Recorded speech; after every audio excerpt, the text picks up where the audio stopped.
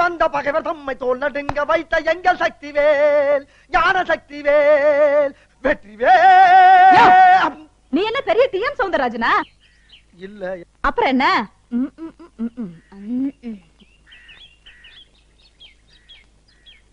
அப்பனே முருகா எனக்கு வேலை கொடு. அவர்கிட்ட இருக்கிறதே ஒரு வேலு, அத உன்கிட்ட கொடுத்துட்டா அவர் என்ன பண்ணுவாரு?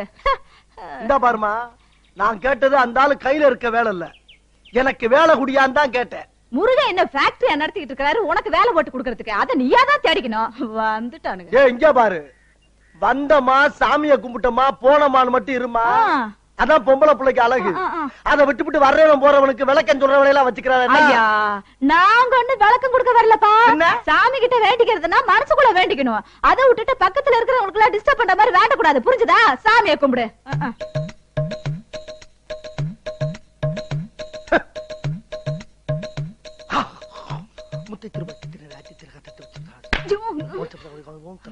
யோ, என்னையா இது?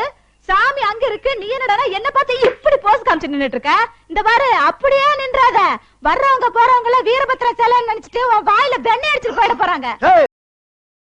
Download ShareChat.